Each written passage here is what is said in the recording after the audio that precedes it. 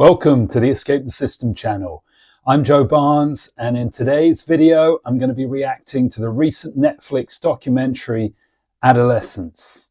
Now, a couple of weeks ago, I reacted to the Michael Jackson documentary, Leaving Neverland 2. It got a great response. Thanks to everyone who watched that, subscribed, commented. And it made me think, well, I'll do another reaction video. And no sooner had I had that thought than the Adolescence miniseries on Netflix was blowing up. And it's still, as of a week, 10 days after its release, the number one most watched thing on Netflix in this country, in the UK. And I think it's had a worldwide success as well. So I want to give my thoughts on it because it relates to some of the themes of this channel. Escape the System, which covers the influence and impact of the system and your own personal development, how you can protect yourself against that and live the greatest life possible. And in this series, Adolescence, they explore the themes of toxic masculinity, feminism as well, the impact of the internet on kids, knife crime, a whole load of different things weaved in together. So I thought I'd make some points on it because I feel it's relevant to the watchers and the subscribers of this channel. The acting overall was good. It was very well made. Slightly boring and frustrating with this one-shot method of filming where they just did one take or focused on one shot for the whole hour. I did find it a little bit boring. I found some of the dialogue a little bit cringy as well, but that doesn't stop the fact that it was well made, well acted, relatively well written, and different, entertaining in its own way. Not the best miniseries I've seen. I actually reacted to a miniseries called When They See Us. That was released back in 2019, I think, about the Central Park Five, or the Central Park suspects who were wrongly convicted for murder. That I thought was a much better series than this. But anyway, I'm not here to give a critical review of the actual performances and the actual production of the show. I'm here to discuss the points raised. And I've got to start with a really big point that nobody seems to be mentioning. This is, I think, a highly unrealistic show. And I know that Keir Starmer, the UK Prime Minister, has now been in the Parliament saying we've got to talk about these issues. They're so prevalent in society today with our youth, with our boys. They're being so manipulated by this culture of toxic masculinity, and Andrew Tate is brainwashing our children and all of this stuff. But what actually happens in the show is highly unrealistic. I looked up some stats after watching this, and I'll share the links to these stats in the description below. Basically, the whole premise of the series is that a 13-year-old boy, a disgruntled 13-year-old boy who's been brainwashed by Andrew Tate and social media, who spends too much time alone in his room on computers, has been influenced to such a degree that when a girl he likes rejects him, he's forced to take no other path but to murder her with a knife. Now, this is totally unrealistic. It probably hasn't happened in England or the UK in the way it's portrayed in this particular miniseries. Yes, there is an issue with knife crime in the UK, but I've looked it up.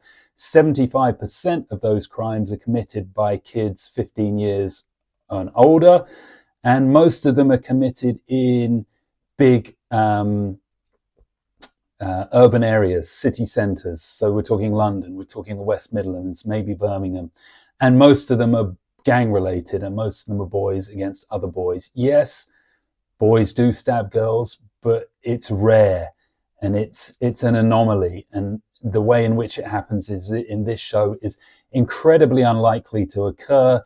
If it has occurred, then it's not the general trend. It's not something that, boys are so unable to control themselves because they're being rejected by girls, and then hearing misogynistic influences like Andrew Tate, and therefore they're going out and stabbing girls. It's simply not happening. They're trying to make out that toxic masculinity, that Andrew Tate is polluting young children's minds. I think this is a massive overreaction. This whole series is a massive overreaction, and it's sort of loads of people have jumped on this bandwagon. I don't think the series itself is pointing the finger that much at Andrew Tate, the so-called manosphere, and the toxic masculinity. But I think people have jumped on this mini-series and then brought all these issues to light, such as Keir Starmer, as I mentioned, Keir Starmer had. And it's a massive overreaction.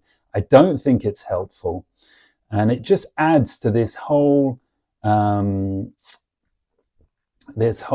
feeling, I think, that's going around at the moment in the media, which is that men are wrong. To be a man is wrong. Boys are wrong. Boys are the problem and men are the problem. And the way to solve that problem is for them to become more like women, to be feminized. Very interesting. Right at the end of the Adolescence series, the 4th episode, probably 10 minutes towards the end, they're all in the bedroom. Oh, no, the mother and the father are in the bedroom. So Stephen Graham and his wife are in the bedroom, sort of saying, how did this happen? How did we raise such a child? You know, we thought we were good parents, but look, how did this happen?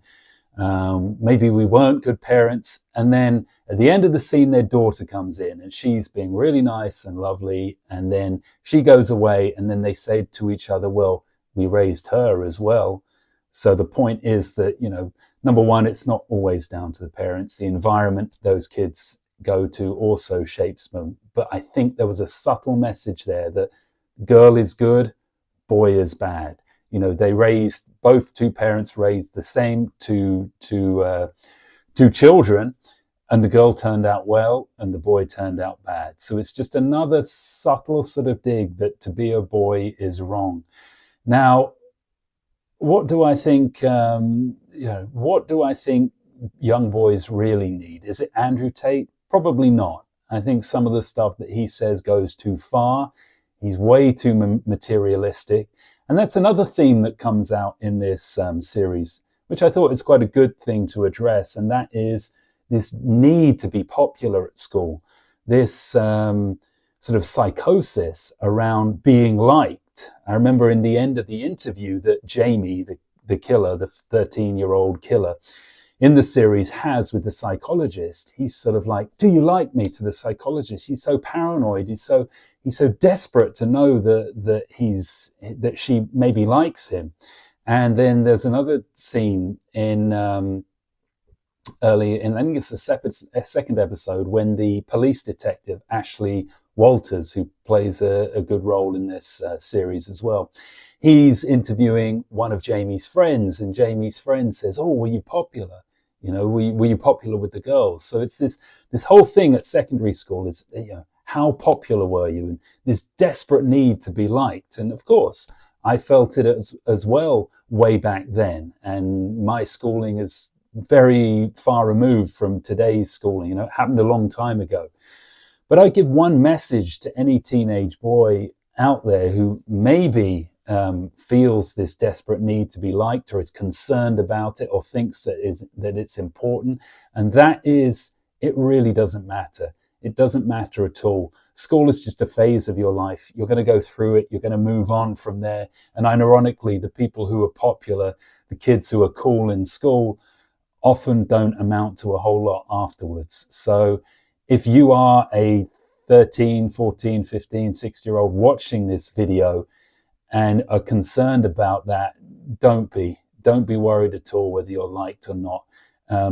In fact, in some ways it builds character not to be liked, to learn to be your own person, to have your own interests, to focus on yourself, to build yourself up, irrespective of whether girls like you, irrespective of whether other people like you.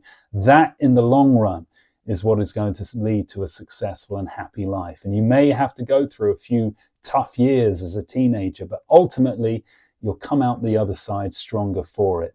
So that was an issue raised by the series, and I thought that was good in a way. But I don't think the antidote being promoted by not so much the series, but by the media outside and the government.